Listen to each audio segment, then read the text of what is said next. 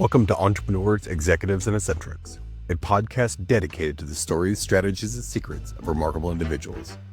Join us as we engage in enlightening conversations with intriguing entrepreneurs, accomplished executives, and fascinating eccentrics, exploring their journeys, triumphs, and unconventional wisdom that has shaped their success.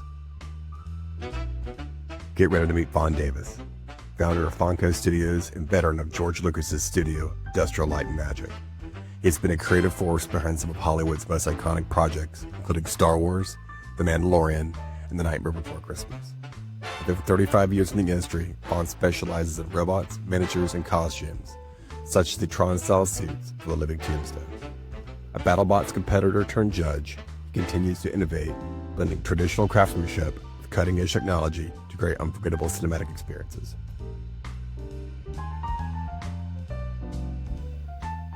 Hello, Fon. Tell me who you are and what you do. My name is Fon Davis. I am the founder of Fonco Studios. I've been working in the motion picture industry for over 3.5 decades now. I've worked on over 40 feature films, numerous television shows, commercials, all kinds of creative things like that. And I'm known for doing weird stuff. It's a whole slew of weird stuff from from BattleBots to making models to, I don't know. It's kind of like when you go with your IMDb page, it's enormous. It just goes straight down. You worked on some of the Star Wars stuff. You worked on a bunch of like kind of super famous things. Can you kind of tell us exactly what it is you do though, like in these movies as of recently? And then I want to kind of go back all the way kind of where you started. Sure. Yeah. A lot of what we do is specialty fabrication, I would say. So it's things like robots, miniatures, a lot of special effects things. For Fly Me to the Moon, we did the astronaut spacesuits, for example. Just recently, we did costumes for the Living Tombstone, which are like Tron Legacy style light up costumes for each of the 5 characters in the band. They're going on tour with those suits. We did stuff for the Mandalorian, a lot of ice spider legs and ice spiders. And droids. We do droids as well. Yeah, 15-year-old me is screaming really loud right now. Okay, so let's go back to how you got here. I mean, we had spoke earlier before this, and you kind of told this tale of coming here, and I kind of want to touch on that. So what age, where did you come from, and at what age did you actually enter the States? Yeah, so my dad was one of these patriots. He volunteered to go to Vietnam. And so he was in the Air Force. He was a crew chief on F-101 Voodoo's in the Air Force and stationed at Ton Son Nhut Air Force Base in Saigon. And that's where he met my mom. They developed a relationship, and then she had my sister, and she had me, and then we came to the United States in 1975. We got to live at Edwards Air Force Base, and then pretty much since then, I've been up and down the West Coast of the U.S. And then so there's a point. So, okay, now you're in the States. And was there any kind of clue as to the direction you wanted to go?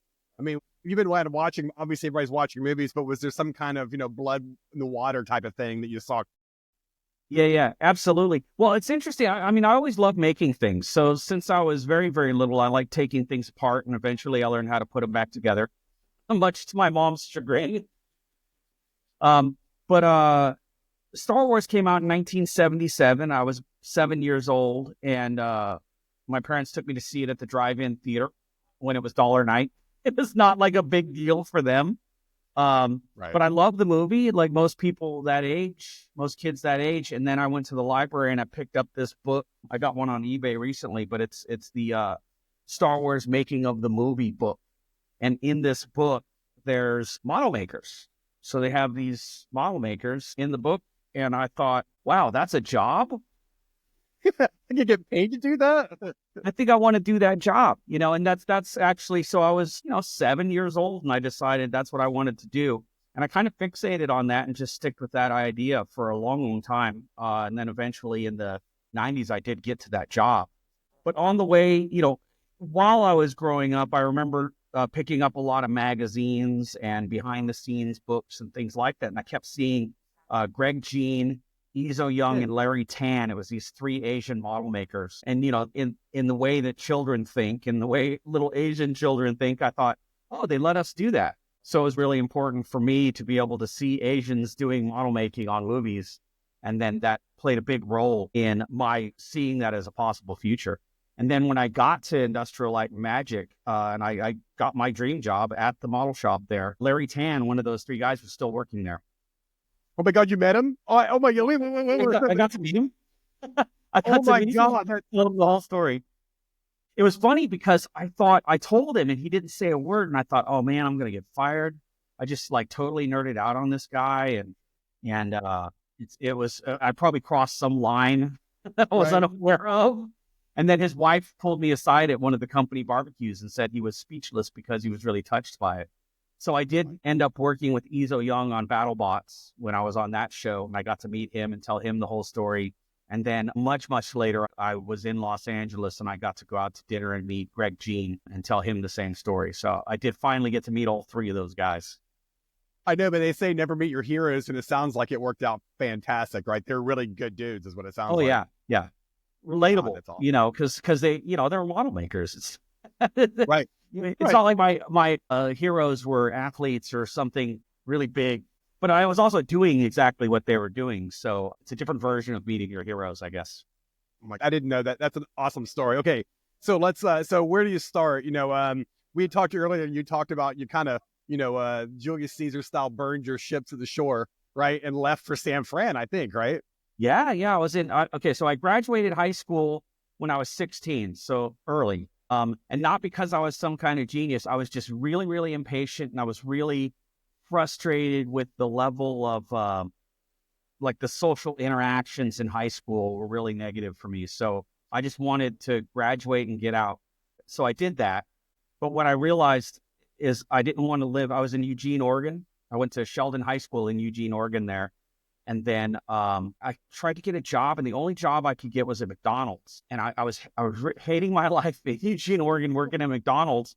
And one day I was just like, you know what? I'm going to move to LA. And I packed a tote bag and I paid a deadhead to get me as far as Berkeley in Northern California. And I took a BART into San Francisco, and I was just going to stay in San Francisco, get some work, and then work my way down to LA. And I was going to go to film school. That was my goal, because I thought that would be the right path to get to my dream job. Instead, I lived in a squat with a punk rock band. And then I tried to get a job, and no one would hire me. I couldn't get an apartment or a job because I was under 18. So actually... You're 16. Wait, for clarity, though, you're only 16 years old at this point in time, or are you 17? I was 16. And you're your child. You're my son's age. I had a tote bag and $15 left when I showed up in San Francisco. It was definitely a leap of faith. And I actually survived. I had to go to... they had this place called the Larkin Street Youth Center that I would go there to get food vouchers. It was really kind of a big deal to have those organizations that were out there to help us, people like me. And now that's one of the reasons I volunteer for those types of organizations here in Los Angeles. I did eventually get down here, but it was like 25 years in the Bay Area. And I found out that the ILM model shop was in Marin, which is just north of San Francisco. Okay. So, so I actually had to doctor my ID to say that I was forgery, right? Well, I mean, to be fair though, you are a maker of models, right? You are small, right? You could call that my first special effect. Oh my God, that's so awesome. But I took my actual California ID, and I actually was able to. At the time, they made them differently than they do now. And I was able to just take a really, really fine pencil and doctor the date on my birthday, hit it with a clear fixative, and then that became my ID for getting a job in an apartment. Excellent. So you started out correctly, right, through forgery, and are you already out of the punk rock band place, or are you in your own place at this point? I was still in the punk rock band place at that point because, like I said, I had $15. They were kind enough to help me out. I lived in a walk-in closet in one of their hallways.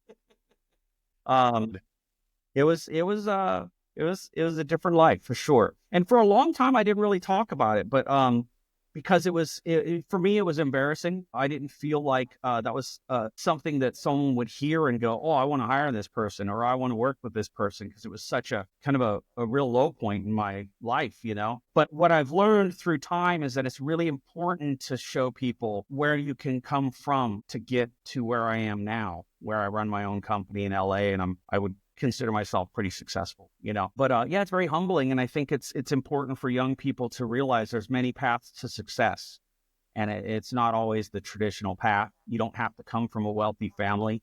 You don't have to come from anything. It's the Ray Skywalker story. Well, what's glorious now with that thought process was that who would want to hire someone who came from that? And now, much like myself, I hear that story. I even want to hire him more. I go, man, you scratched your way up. You clawed your way up. You worked your ass off to make it all happen, Yeah. But Yeah, it was okay, definitely not easy.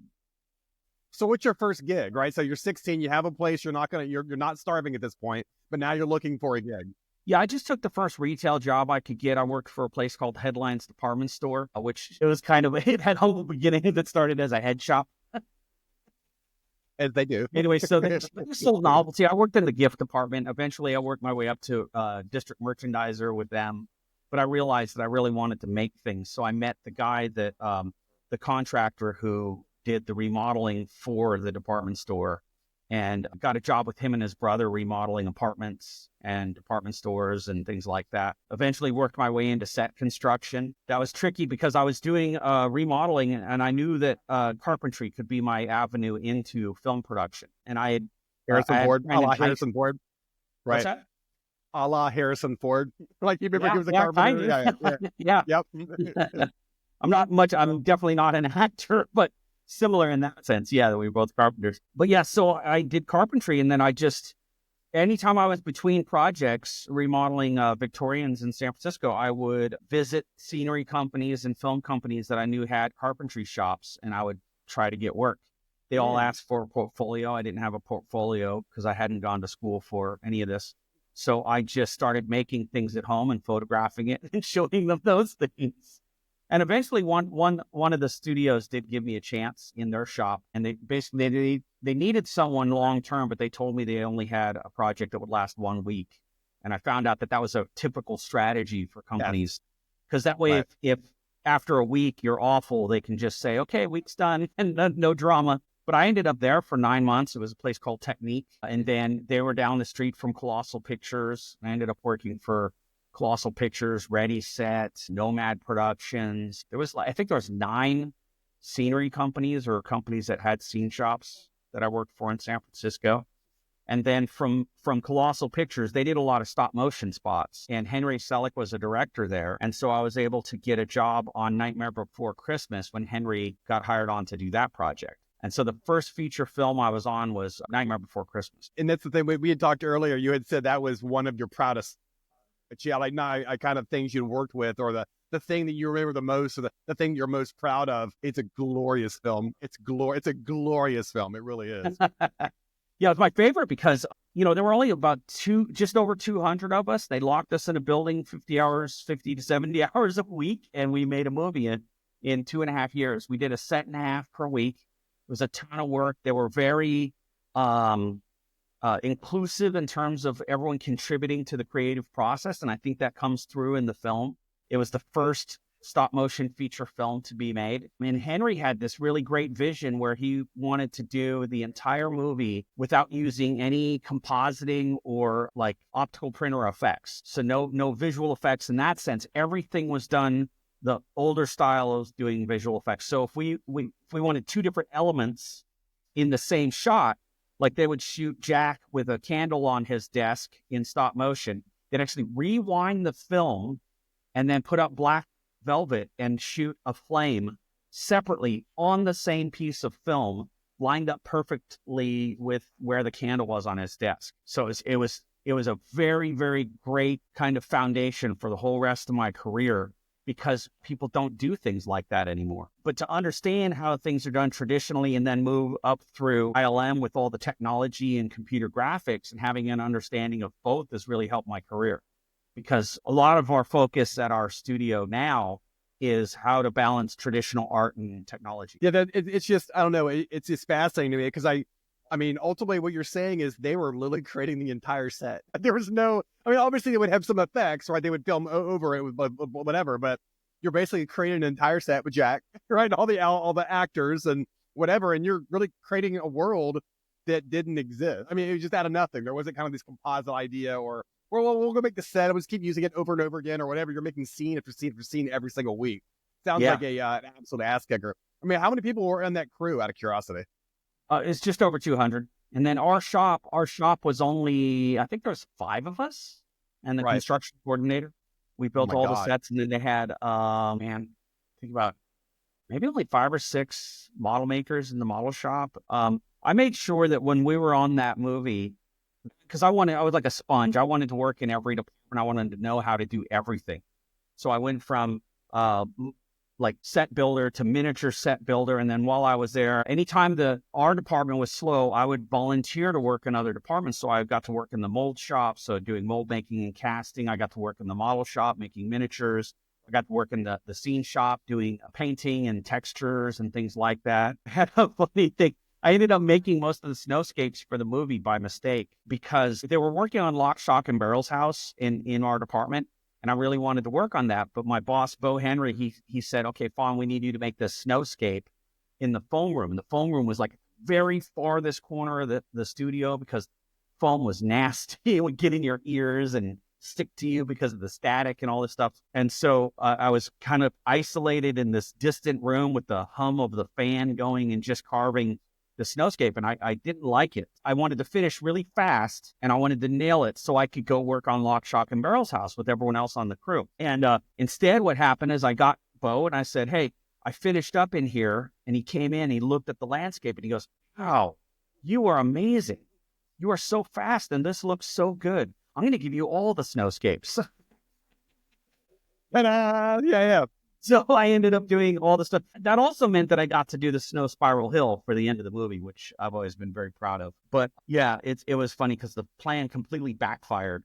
I did develop a pride in my ability to create these snowscapes, though. You know, I do try to focus on the positive whenever I can. So one also might say that you did go to college, right? That was the single best college you could have gone to.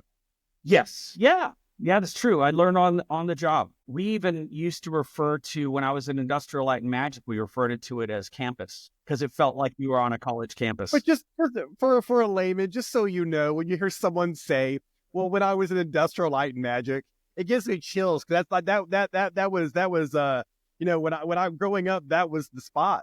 That was where all magic was really made. Yeah, and it was at the end of every damn movie, and it was, and to hear you just nonchalant and go, well, you know, when I was over at Industrial Light and Magic, no big we deal. were Right? aware of it too at the time when we were when I was working there. We were doing 75% of the visual effects work in the entire world, and you knew it. It was actually a little stressful, to be honest. I always likened it to working on the Golden Gate Bridge during the Depression because you knew there were people down there waiting to take your job if you messed up. So the stakes were high. We really had to. Did you meet George Lucas? Yeah. Okay. Yeah. Actually, the story about that is I would see him around. I didn't work directly with him for a number of years until we started doing the prequels. But I would see him around because he owns a place and he would be there for a lot of reasons because he owned it, you know. And he would drive by and he would wave, and I would look behind me because I thought he must be waving to somebody else. But then there would be no one there. And I went to Skywalker Ranch. I started working at the archives doing restoration there. And I would walk into the main house and he'd be coming down the stairs and he'd go, hi. And I'd look behind me. It happened enough times that I thought, oh man, he's going to think I'm so weird. Every time he says hi to me, I turn around and look behind me. He doesn't know what I'm doing. He just sees me turning around when he says, it's like, who's this antisocial guy in my building? Eventually, I just started saying hi and not looking behind me. And then I'm sure there was someone behind me that he was saying hi to after that point. Not 0 times, right? Not 0 times. It happened at least one time. Well, okay. So now you're now in the Industrial Light and Magic. Lucas, all the things Lucas there for how many years? I was there for 10 years. Oh my God, that's a long time. Yeah. So from 1996 to 2006. So when do you form your organization after that? Fonco was a really interesting entity because Fonco was never intended to be its own studio. In actuality, I created it to do work between feature films because, you know, even if you're there for 10 years, you're project based. So there has to be a movie happening and they have to have a need for you on that movie. in order to be going there full time. I just formed Fonco as you have to get a business license and insurance and all that kind of stuff. So I had Fonco on the side, but since I'd gone through the trouble of creating this business, other people at ILM in the model shop would also work at Fonco. So it grew to the point where I had a 1,400 square foot studio space with an art department, a laser cutter. We had a $40,000 3D printer because that's how much they cost back then. And eventually I built a stage. It just kind of grew because I was willing to make the investment. A lot of the model makers from ILM would work at Fonco as well when they were between feature films. So I may or may not even be there, but there would always be someone working at Fonco. And that's how Fonco started. Eventually, the film industry in the Bay Area started to shrink. And when it did, then I did run Fonco full time for a number of years. And then but it got too difficult up there. And that's when I moved to LA.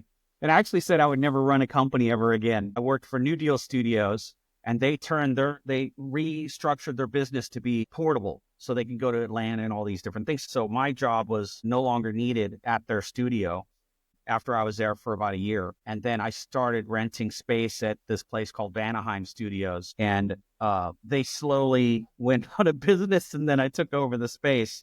And then next thing you know, I had Fonco Studios, which is now 16,000 square feet. So now you find yourself like this kind of this, not wanting to run a business, but then eventually you're like, oh, okay, I guess this is terrible, right? Like, I guess I'll just pay for that business license every year and fine insurance. I'll do it, right? All the things it takes to also do what you're doing, right? Full time.